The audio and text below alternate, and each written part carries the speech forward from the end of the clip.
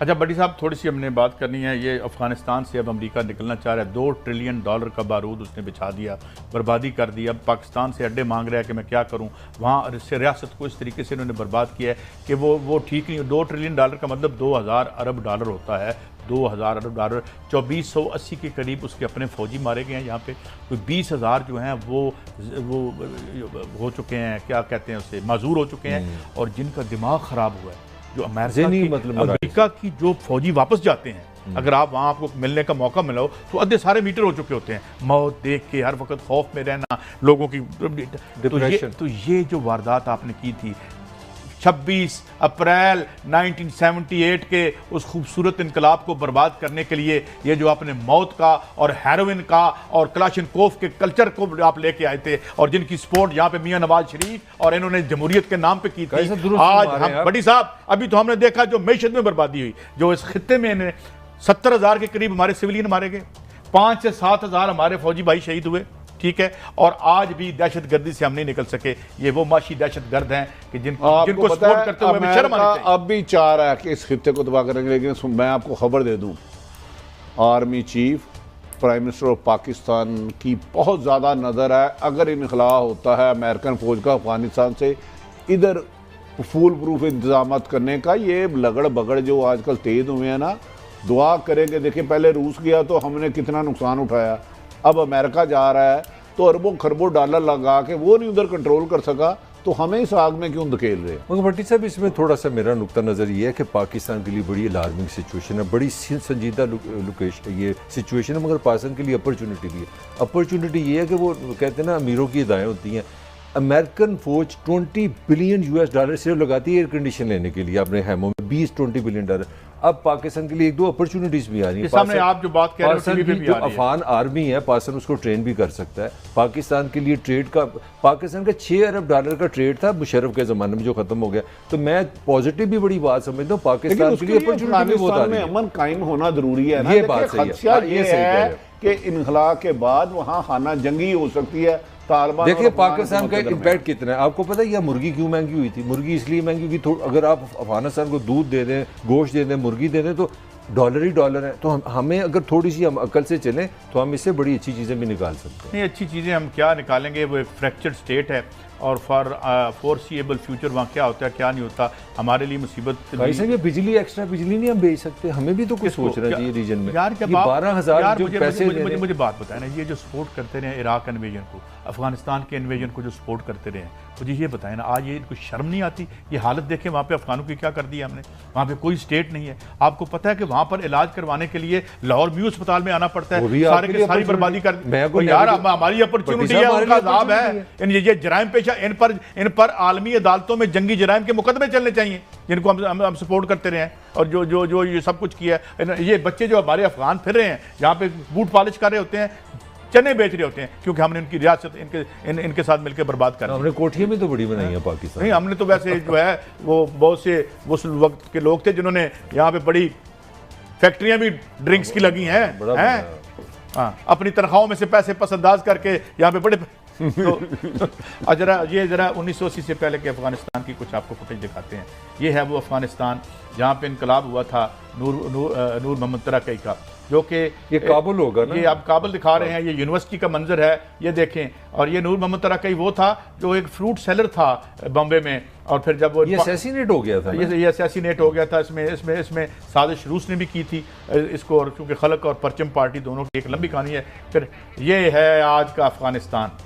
ये हमने जमहूरियत दी है इसको, ये जमहूरी है, ये जमहूरियत देख रहे हैं। जमहूरियत के नाम, मैं मार्शल का सबसे बड़ा दुश्मन हूँ, मगर ये जमहूरियत के नाम पे जो तुमने यहाँ ये देखें, ये है अफगानिस्तान, ये वो अफगानिस्तान है। और वो मैंने आपको 1980 ये अमेरिका ने किया, ये है, ये यहाँ पे जो ये दिखाए जरा वेस्टर्न लिबरल्स को, जो अमेरिका बहादुर को कहते थे, ये इराक का भी बताएं मुझे, लिबिया का भी यही हाल है। कोई शर्म भी आनी चाहिए हमें बड़ी साहब, पता नहीं आती नहीं है शर्म। यहाँ पे पाकिस्तान स्कैंडल पार्टी जो है वो रूल कर रही है। इनकी सारी वारदातों के बाद ये अपने अफगानिस्तान का हाल कर दिया। अच्छा भट्टी साहब, आपने बड़ी खबर दी है जो जनरल बाजवा साहब के वाले से। एक बात तो है, खुदा न खास अगर हालात खराब हुए तो इसका मतलब महाजरीन का सैलाब। तो देखिए पाकिस्तान खदशा है, ये बड़ी अहम बात है। हमारी हुकूमत और फौज इस सिलसिले में बहुत काम बड़ा कर रही सीरियस है। मैटर है ये। हम इसे मजाक समझ है, उनका इनहला अमेरिका चैलेंज है बहुत बड़ा, ये चाहता है serious। कि इस खित्ते में अमन ना हो। इस खित्ते में अमन बट साहब, लाने के लिए जाते-जाते- अफगानिस्तान में अमन जरूरी है, वरना वहाँ हालात बटी साहब, खराब होते हैं। तो वैसे मार्जिन पहले ये कितने ये आए थे वो ये बड़ा ये संजीदा ये मैटर है। ये बड़ी सितम ज़रीफ़ी होगी, मगर मुझे एक लतीफ़ा मुनव्वर ज़रीफ़ का याद आ गया, सुना दूं जाते जाते आप? जी, जी, दो सुनाओ, दे सुनाओ। पीछे पुलिस लगी होती है, तो वो भाग के ना, वो घड़ी वाला नहीं होता, घड़ी साथ उसके जाके छुप के बैठ जाता है और घबराया होता है, तो एक आदमी उसको घड़ी ठीक करने के लिए देता है, वो थोड़ी उठा के ना घबराहट में घड़ी को कुट देता है, वो बेचारी टूट जाती है, कि कहते हैं नहीं ठीक हो सकती। अब ये है, ये जो घड़ी हमने तोड़ी है ना अफगानिस्तान वाली, इसको कोई इनकलाब ठीक कर सकता है। ये जो इनकी टिंकरिंग है ना, ये न्यू लिबरल वाशिंगटन जमहूरियत तो गुस्सा कर लिया, छड़ दो, नहीं होना, नहीं जमहूरियत तो गुस्सा नहीं कटिया, मैं थोड़ी माशी और जबर जड़ा है ਉਹਦਾ गुस्सा कट रहा, ਜਿਹਨੂੰ सपोर्ट करते हैं थोड़े दिल से कदी खराश भी नहीं आई। मालदारी वो चोरी हो अच्छा जाती नहीं, है, एक वो- और सुने, जो मिक्स था ना, जो हम 60 और 69 का मिक्स था, हम 60-70% बिजली पानी से बनाते थे, बहुत सस्ती थी। 70% 1970s में। अब हम जो है ऑयल और महंगे रिसोर्सेज से बनाते हैं बिजली 70% और पानी से बनाते हैं 23 रुपए का यूनिट बेच रहे हैं। 29%। तो बेसिकली भट्टी साहब ये हुआ कि इस मुल्क में ये जो दिहाड़ी लगी है, हमारी जड़ों में कौन बैठा है? ये जमहूरियत आज लग पता चल गया ना, जमहूरियत कि हमारी पार्टियों में भी जमहूरियत नहीं है। बेसिकली ये क्या थी? ये एक माशी डिक्टेटरशिप थी पार्टियों के नाम पे। ये ज़ियाउल हक का अहद खत्म नहीं हुआ था उसका त्यारा करने के बाद, ये सारे ज़ियाउल हक थे और अभी तक ज़ियाउल हक हैं।